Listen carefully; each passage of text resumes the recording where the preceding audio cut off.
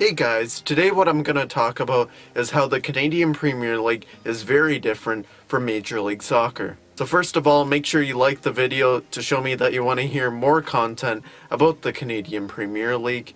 So reason number one, the Canadian Premier League teams are clubs, not franchises.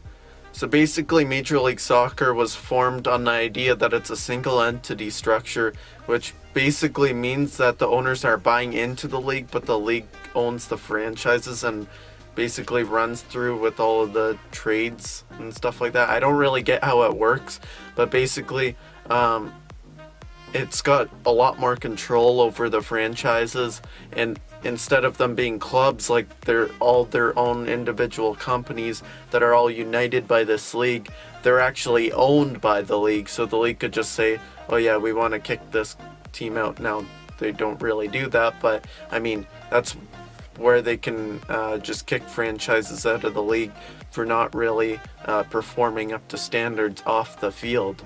I'm not quite sure on how it works, but that's my rough idea of how it works. But the Canadian Premier League is a bit more liberal in how it operates, being that it operates a lot more how the rest of the world works, and being that these clubs are all like their individual companies that are united by the league, so the owners actually own their teams, and they do all the transfers. There is no trading system in the league as a big result of there being no single entity structure in the league.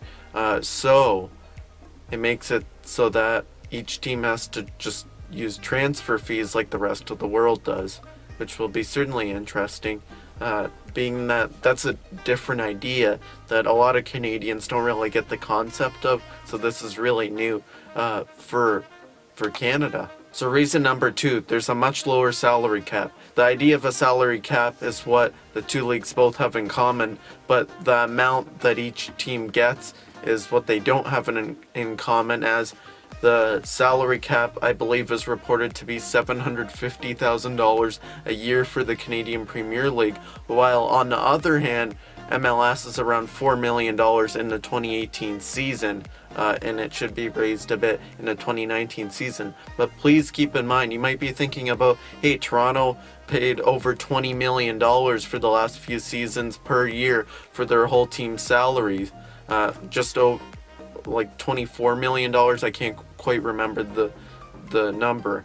But you have to consider that there's general allocation money, which you can use to pay down the impact of a salary, which really makes this whole salary cap system really weird. And then there's targeted allocation money, where if your player is making over $504,000, which makes them a DP contract, a designated player, you can really pay down their salary cap impact, which makes this whole idea more complicated. And of course there's the designated player rule, which you get to pay over the maximum salary, $504,000, and you can pay whatever you want. You could pay $100 million a year if you wanted. Obviously no team's done that, but like Sebastian Giovinco was making $7 million when the max salary was $504,000, and you can get 3 of those, which really inflates this whole salary cap thing, and it makes it sound a lot more complicated. But of course, with the salary cap being a lot lower than MLS, as I've just explained, the overall quality of the league is going to be much lower than MLS.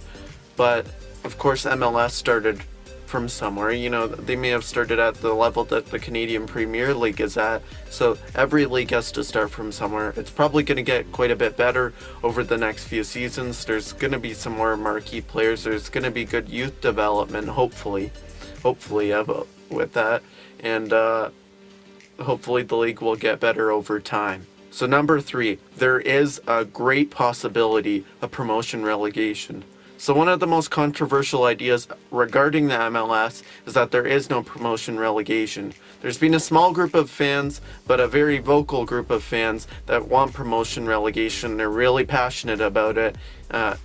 They keep on advocating it, but the reality is I don't think it's ever going to happen for MLS, or not in the next 20 years at least, because each ownership group bought into the idea that there will really not be any promotion relegation in this whole single entity structure too, and I don't think they really agreed to this idea about promotion relegation, and it would really dilute the amount that each team has to pay, the expansion fee. It would really dilute the expansion fee that each team has to pay, with the idea that there might be promotion relegation and they might get relegated to, say, what if they made the USL the second division, which would make a lot of ownership groups want to leave. Commissioner of the Canadian Premier League, David Clanican, has been very open to the idea of having promotion relegation. In fact, he does want it after the league gets more established, after we get more teams.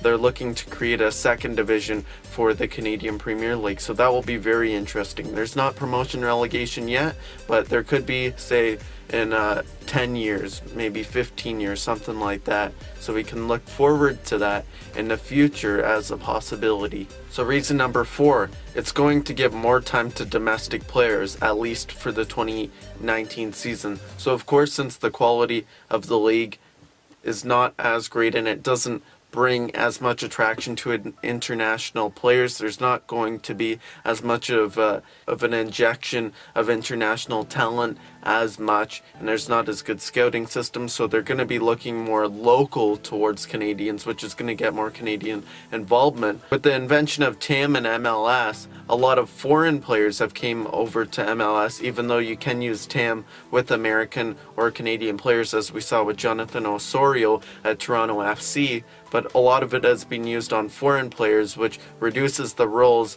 of a lot of domestic players, which really makes the league a little bit more of a foreign players league than perhaps developing young talent for the American national team and Canadian national team. It still produces a decent amount of players, but maybe it's a little bit harder to inject a player into the first team that is domestic talent as it used to be. The Canadian Premier League also has made a set of rules as to creating the rosters in terms of how many international players they want on each team, like the maximum that they want on each team. So I believe the number is 7. They want a maximum of 7 international players on each team. International players includes Americans. Anyone who is not Canadian is regarded as an international player. I believe the number 7. I'm not quite sure about that, but the reality is although MLS is around 8 international players per each team, and you can trade the international slots, this includes American and Canadian players, so there's a bit of a bigger pool in that regards. I believe there's also a rule that hasn't been set in stone yet, but I believe it's going to be set in stone ahead of the 2019 season, where each team has to play a total of 1,000 minutes minimum for Canadian players that are under the age of 21 collectively. It doesn't have to be one player, it can be multiple players. It's not the hardest thing in the world, I believe, but they want young Canadian players to get involved in the first team. So reason number 5, there's less teams and more expansion. So the league starting off with 7 teams. They were planning for 8, but of course Ottawa Fury opted to stay in the USL. So they're starting off with 7 teams. They're looking to expand to 10 teams for the 2020 season. They're looking at markets such as Saskatoon, KW, Laval sounds pretty certain, that's Greater Montreal.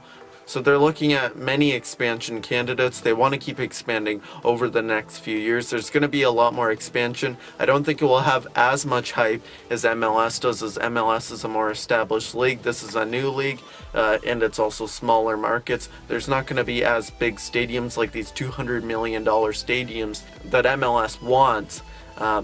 Because this is the Canadian Premier League, there's not as much money invested in it, and because it's Canada, there's smaller cities. I believe we could get stadiums like 20,000 capacity eventually, but they're not going to be like these crazy, amazing looking stadiums like Bank of California Stadium or Mercedes-Benz Stadium. But you know, I think they're going to continue to expand, and eventually we'll get a second division for the Canadian Premier League. And then for my last point, there's going to be no playoffs. This is a big thing because MLS has playoffs. Many fans around the world like to make fun of the idea. Mexico has their own form of playoffs too, but they don't seem to really make fun of that. But theirs is different from the way MLS works.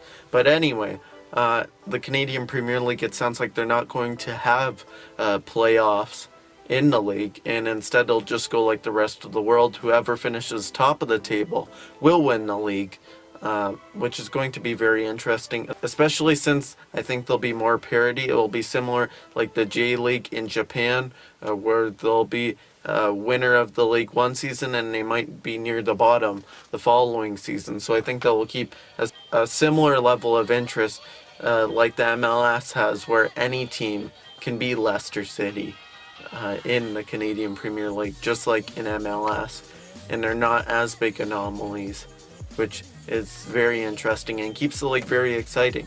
Thanks for watching this video. Please like it if you enjoyed it, and please subscribe if you want to hear more CPL content and more MLS content from me. Be sure to check out some of my other videos, and until next time, see ya!